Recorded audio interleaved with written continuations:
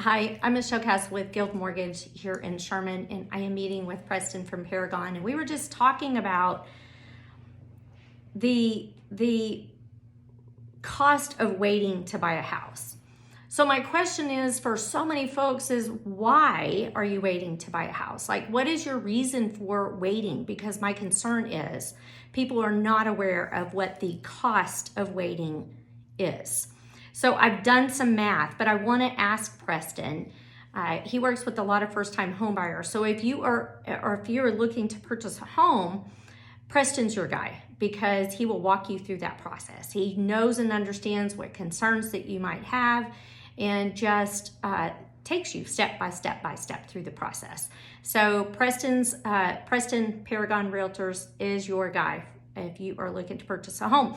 But I just wanted to ask him what he is hearing from any of his prospective buyers on why they are choosing to wait till next year to buy a house.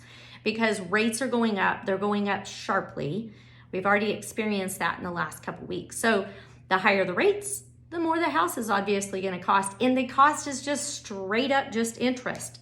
There's no benefit to you whenever you wait and rates go up and now you're paying a higher rate and more interest. Also, at that point, then, the lower the rate, the more extra money you have towards covering other bills or paying your equity down. So, waiting around till rates go up and up and up and up is just not a great idea. But other than that, why are you waiting to buy a house? So, Preston, I'm going to turn the screen over to you. Tell me when you are on screen since I'm doing this kind of a weird way. Are you there? Okay. What are you hearing? Why are people waiting? They think the market's going to crash. They think that the market is inflated. So I keep hearing, well, let's wait until the middle of next year or, the beginning of next year and see where we're at. But, you're going to pay more. You're going to pay more. And here's the deal. Not only are you going to pay more because of interest rates, but you're going to pay more because the values are going up. So even if, like last year, depending on the price range, values were up, appreciation was what? 10 to 12% in some cases? It's, what was it, 35% year over year? Yeah. Is the annual? Yeah, it was annual.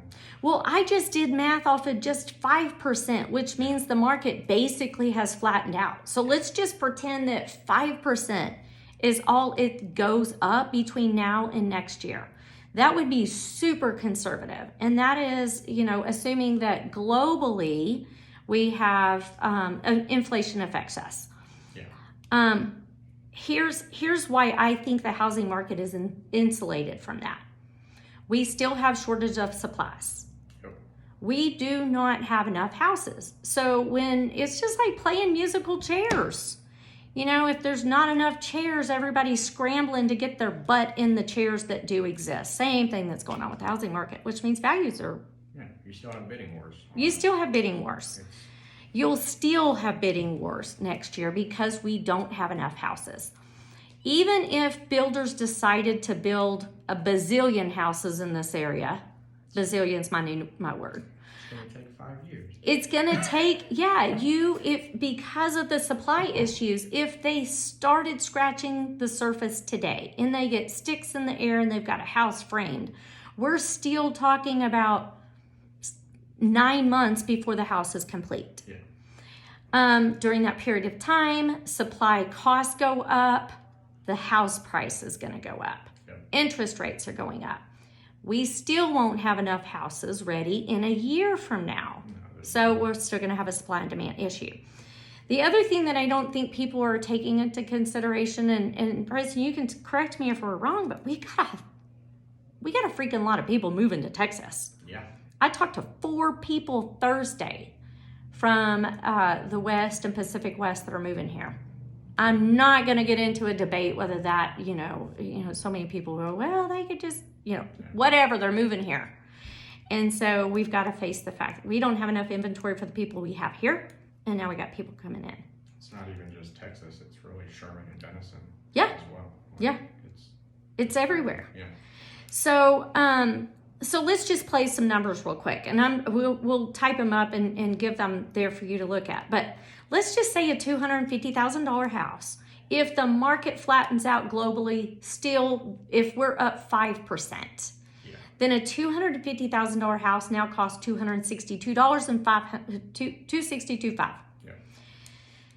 So $12,000 more you cost yourself by waiting, $12,500. Yeah. Conservatively, let's just say interest rates go up just 1%, which I think again is conservative figures. Yeah. All right, so you're paying $12,500 more for the same exact house a year from now, conservatively. Yep. Rates go up, so now you're paying an additional $226 a month in monthly payments for the same house that you could be buying before the end of the year. And then You miss out on equity. yeah, I mean, yeah, speak to that, because the more you're paying in interest, obviously it's costing you money, but you're missing out on that equity. Yeah, I mean, it's just you're costing yourself money, and the longer you wait, the more money it is. So Yeah, so I think about that, like so oftentimes people buy a house and 3 or 4 years later they go, hey Michelle, we need some more money because we need to do these improvements. Yeah. Well, the amount of money that I can give is going to be based on the equity they have in the house. Yeah. So the sooner that they own the home and the point of entry, the cheaper the point of the entry is, the more equity you'll build in a shorter period of time. Yeah, so that you can use that equity for whatever reason. Yeah. And that's the name of the game, is to build wealth through home ownership. Yeah. What is it? The vast majority of your wealth by the time you're 65 is in your house. It's in your house. Yeah. So the sooner you own a house, the sooner you're building equity, the sooner that you can consider yourself building some wealth that'll benefit you long term. Yeah. So, we just did some really quick math. Over a 7-year period of time, which is the average number of years people typically will stay in a house, just waiting 1 year in a 7-year period of time will cost you right under 20 grand. Yeah. Conservative figures. It's quite a bit of money. Yep. So Preston and I just want to know, what are you waiting for? Like, why are you putting off this decision to buy a house thinking that the market's going to crash? That's a big gamble. That's an expensive gamble. That's a $20,000 gamble. Very expensive. So, I don't gamble because I don't like to lose. So if you don't like to lose 20 grand by taking a chance that the market's going to crash, then you need to do it. You need to do it now. And Preston's your guy. So Preston at Paragon, you can reach him at 903-294-6140.